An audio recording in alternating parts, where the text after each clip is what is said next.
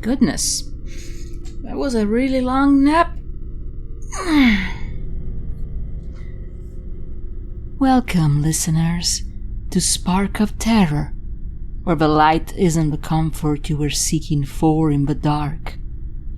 I'm your host, Flamia, and I have to apologize for the prolonged hiatus. This year's hibernation took a bit more time than usual. But I'm back. And as you can tell, my voice has really benefited from this beauty sleep. Before we start, I would like to thank every single one of you who has subscribed, listened, and liked the videos so far, even during my absence. It warms my shriveled little heart to see you're interested in my narrations on this humble little channel. And speaking of narrations, isn't it the month of Halloween already? How time flies! How about we pick up from where we left off then, with something special? A treat, so to speak. A triple treat at that. In honor of this spooky occasion, for the next 3 days I will be uploading a chapter a day, one of the most iconic stories from one of the most iconic authors of our favorite genre. So please, make yourself comfortable. Don't mind the maddening darkness lurking at the edges of your mind, and enjoy. The Call of Cthulhu by H.P. Lovecraft.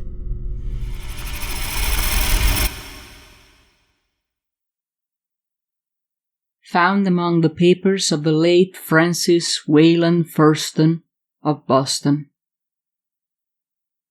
1. The Horror in Clay. Of such great powers or beings, there may be conceivably a survival of a hugely remote period when consciousness was manifested perhaps in shapes and forms long since withdrawn before the tide of advancing humanity. Forms of which poetry and legend alone have caught a flying memory and called them gods, monsters, mythical beings of all sorts and kinds. Algernon Blackwood.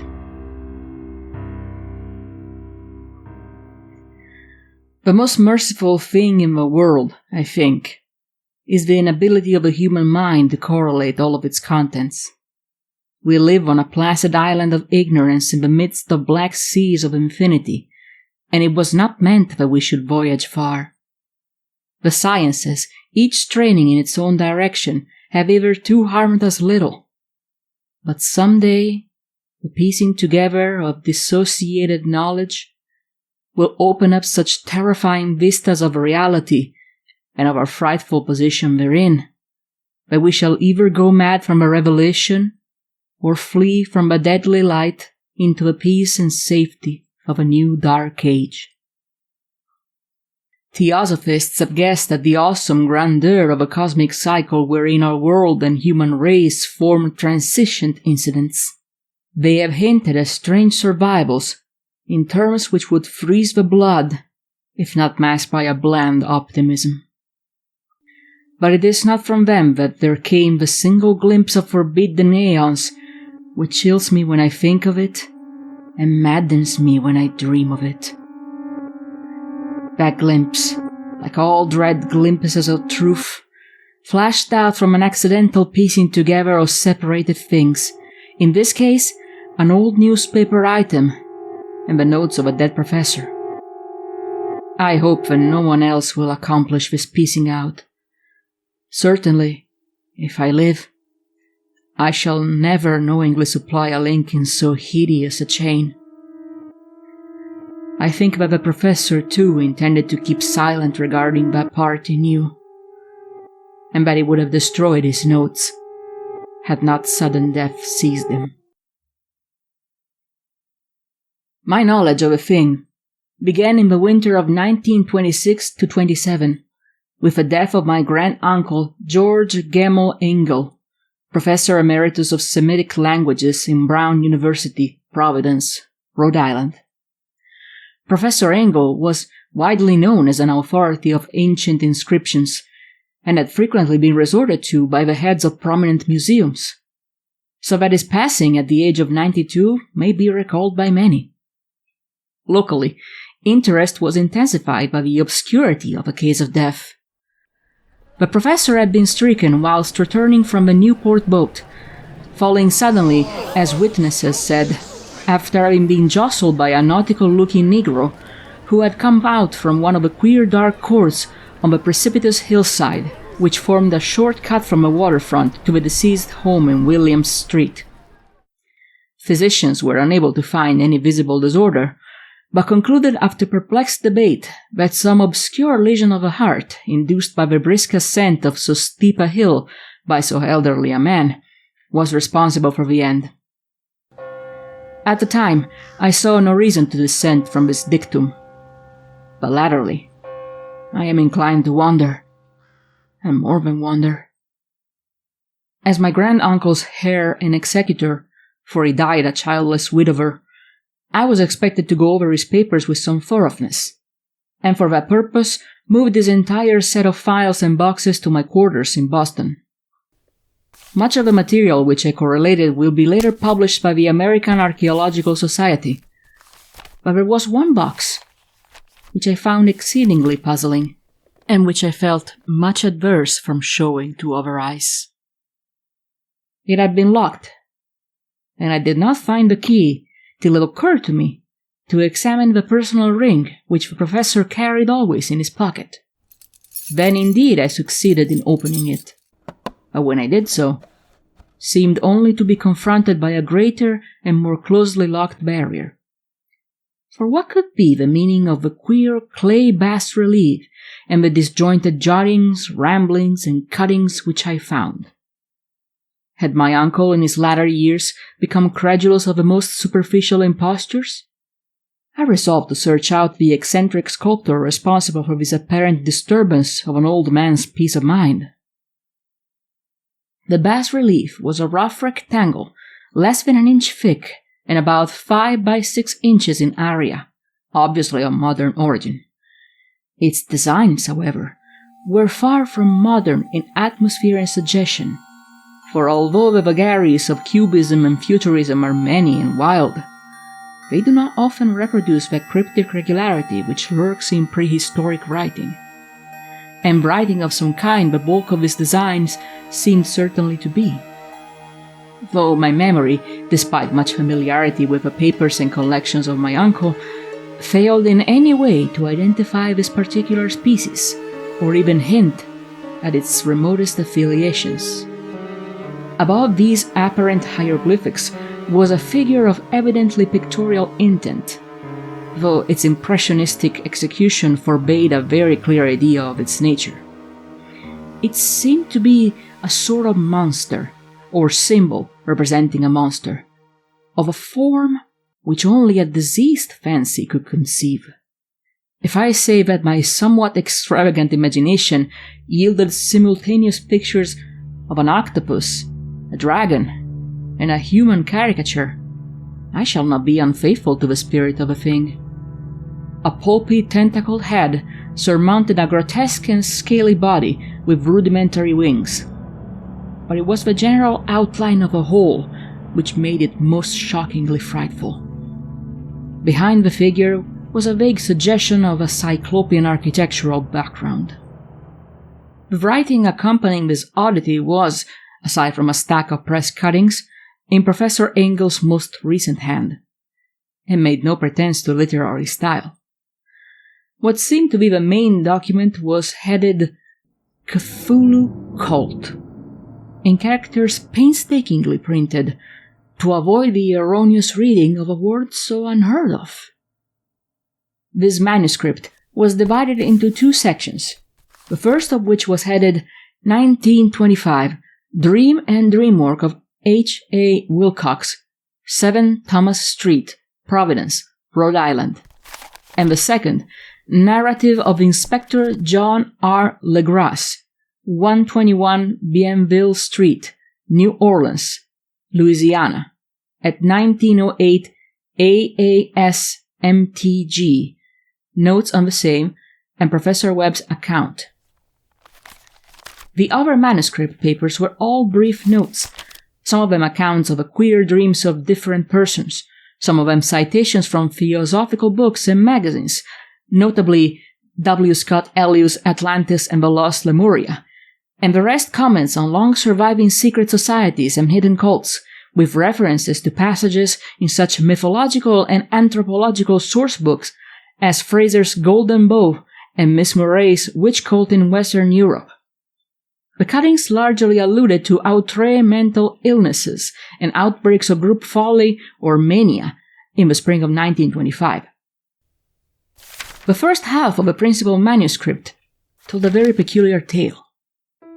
It appears that on March 1st, 1925, a thin, dark young man of neurotic and excited aspect had called upon Professor Engel, bearing the singular clay bas-relief, which was then exceedingly damp and fresh. His card bore the name of Henry Anthony Wilcox, and my uncle had recognized him as the youngest son of an excellent family slightly known to him, who had latterly been studying sculpture at the Rhode Island School of Design, and living alone in the Fleur-de-Lis building near that institution. Wilcox was a precocious youth of known genius but great eccentricity, and had from childhood excited attention through the strange stories and odd dreams he was in the habit of relating. He called himself a psychically hypersensitive, but the staid folk of the ancient commercial city dismissed him as merely queer. Never mingling much with his kind, he had dropped gradually from social visibility, and was now known only to a small group of aesthetes from other towns.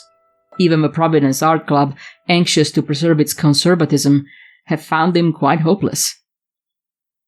On the occasion of a visit, ran the professor's manuscript, the sculptor abruptly asked for the benefit of his host's archaeological knowledge in identifying the hieroglyphics of a bas-relief. He spoke in a dreamy, stilted manner which suggested pose and alienated sympathy. And my uncle showed some sharpness in replying, for the conspicuous freshness of a tablet implied kinship with anything but archaeology. Young Wilcox's rejoinder, which impressed my uncle enough to make him recall and record it verbatim, was of a fantastically poetic cast, which must have typified his whole conversation, and which I have since found highly characteristic of him. He said, "It is new indeed, for I made it last night in a dream of strange cities, and dreams are older than brooding Tyre, or the contemplative Sphinx, or garden-girdled Babylon." It was then that he began that rambling tale which suddenly played upon a sleeping memory and won the fevered interest of my uncle. There had been a slight earthquake tremor the night before, the most considerable felt in New England for some years, and Wilcox's imagination had been keenly affected. Upon retiring, he had had an unprecedented dream of great cyclopean cities of Titan blocks and sky-flung monoliths, all dripping with green ooze and sinister with latent horror. Hieroglyphics had covered the walls and pillars, and from some undetermined point below had come a voice that was not a voice, a chaotic sensation which only fancy could transmute into sound, but which he attempted to render by the almost unpronounceable jumble of letters: Cthulhu Fatagan. This verbal jumble was key to the recollection, which excited and disturbed Professor Engel. He questioned the sculptor with scientific minuteness, and studied with almost frantic intensity the bas-relief on which the youth had found himself working, chilled and clad only in its nightclothes, when waking had stolen bewilderingly over him. My uncle blamed his old age, Wilcox said afterwards, for his slowness in recognizing both hieroglyphics and pictorial design. Many of his questions seemed highly out of place to his visitor, especially those which tried to connect the latter with strange cults or societies. And Wilcox could not understand the repeated promises of silence which he was offered in exchange for an admission of membership in some widespread mystical or paganly religious body. When Professor Engel became convinced that the sculptor was indeed ignorant of any cult or system of cryptic lore, he besieged his visitor with demands for future reports of dreams. This bore regular fruit, for after the first interview the manuscript records daily calls of a young man, during which he related startling fragments of nocturnal imagery, whose burden was always some terrible cyclopean vista of dark and dripping stone, with a subterranean voice or intelligence, shouting monotonously in enigmatic sense impacts, uninscribable save as gibberish. The two sounds most frequently repeated are those rendered by the letters Cthulhu and Relie. On March 23rd, the manuscript continued, Wilcox failed to appear, and inquiries at his quarters revealed that he had been stricken with an obscure sort of fever and taken to the home of his family in Waterman Street. He had cried out in the night, arousing several other artists in the building, and had manifested since then only alternations of unconsciousness and delirium. My uncle at once telephoned the family, and from that time forward kept close watch of the case, calling often at the Thayer Street office of Dr. Toby, whom he learned to be in charge. The youth's febrile mind, apparently, was dwelling on strange things, and the doctor shuddered now and then as he spoke of them. They included not only a repetition of what he had formerly dreamed, but touched wildly on a gigantic thing miles high, which walked or lumbered about. He at no time fully described this object, but occasional frantic words, as repeated by Dr. Toby, convinced the professor that it must be identical with the nameless monstrosity he had sought to depict in his dream sculpture. Reference to this object, the doctor added, was invariably a prelude to the young man's subsidence into lethargy. His temperature, oddly enough, was not greatly above normal, but his whole condition was otherwise such as to suggest true fever rather than mental disorder. On April 2nd, at about 3 p.m., every trace of Wilcox's malady suddenly ceased. He sat upright in bed, astonished to find himself at home and completely ignorant to what had happened in dream or reality since the night of March 22nd. Pronounced well by his physician, he returned to his quarters in 3 days, but to Professor Engel he was of no further assistance. All traces of strange dreaming had vanished with his recovery, and my uncle kept no record of his night thoughts after a week of pointless and irrelevant accounts of 4 of the usual visions. Here the first part of the manuscript ended, but references to certain of the scattered notes gave me much material for thought. So much, in fact, that only the ingrained skepticism when forming my philosophy can account for my continued distrust of the artist. The notes in question were those descriptive of the dreams of various persons covering the same period as that in which young Wilcox had had his strange visitations. My uncle, it seems, had quickly instituted a prodigiously far-flung body of inquiries amongst nearly all the friends whom he could question without impertinence, asking for nightly reports of her dreams, and the dates of any notable visions for some time past. The reception of this request seems to have been varied, but he must at the very least have received more responses than any ordinary man could have handled without a secretary.